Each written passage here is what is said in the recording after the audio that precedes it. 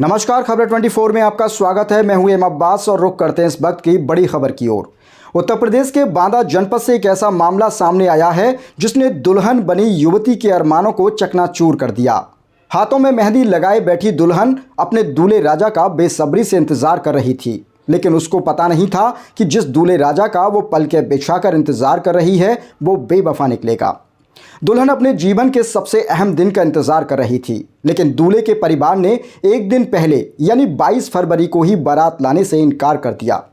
बारात न लाने की असली वजह क्या थी ये तो जांच में पता चलेगा, लेकिन दुल्हन पक्ष ने बारात न लाने का कारण दहेज की मांग पूरी न होना बताया है। असंवेदनशीलता और दहेज की बढ़ती मांग को लेकर दुल्हन ने मजबूर होकर पुलिस अधीक्षक से न्याय की गुहार लगाई है। शादी की तैयारियों में दुल्हन के परिवार ने लगभग 2 लाख रुपए का खर्च किया था, जो अब बेकार हो गया। दुल्हन पक्ष ने बताया कि दूल्हे के परिवार वालों ने शादी के दिन दहेज के रूप में कुछ और पैसे की मांग की थी, जो दुल्हन के परिवार द्वारा पूरी नहीं की जा सकी। दुल्हन के पिता ने बार बार दूल्हे के परिवार से अनुरोध किया, लेकिन इसका कोई असर नहीं हुआ। इस मामले ने कई सवाल खड़े कर दिए हैं।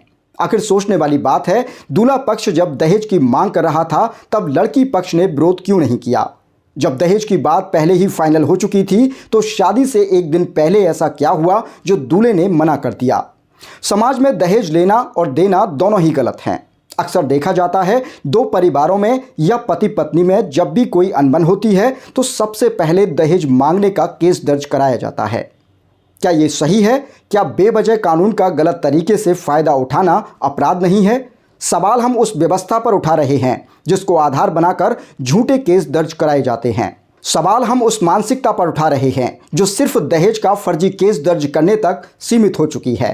कुछ जानकार इस बात पर भी ऐतराज़ उठाते हैं कि जब लड़की पक्ष अपनी शान और शौकत में लाखों करोड़ों रुपए उड़ा देते हैं और शादी के वक्त दिए जाने वाले दहेज को दान और गिफ्ट बताकर दिया जाता है ताकि जो गलत है उसका टैग लड़की पक्ष पर ना लगे।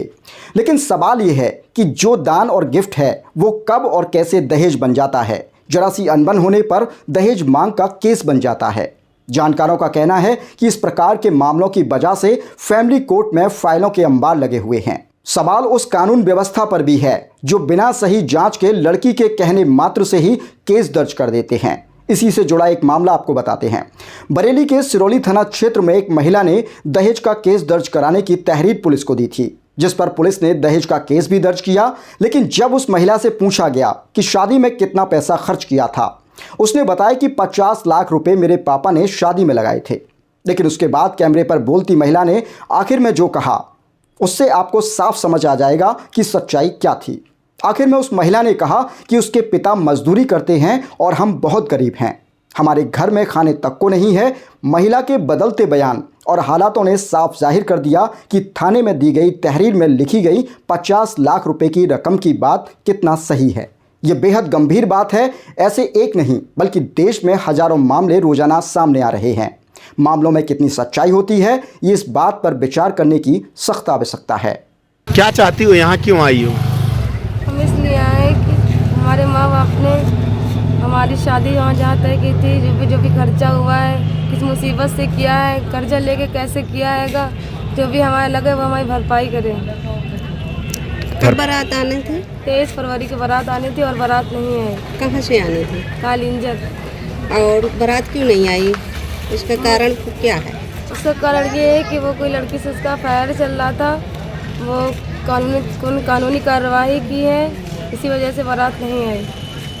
हमारे माँ बाप ने किस मुसीबत से हमारी शादी की, कर्ज लिए, कैसे किए, जो भी किया, जो भी हमारा लगा है वो हमारी भरपाई करें, कानूनी कार्रवाई करें, उन्हें सजा दी जाए। आज कहाँ पर आई, किससे मिली? आज हम इसके साहब से मिलने। मुलाकात हुई? जी। क्या आश्वासन मिला?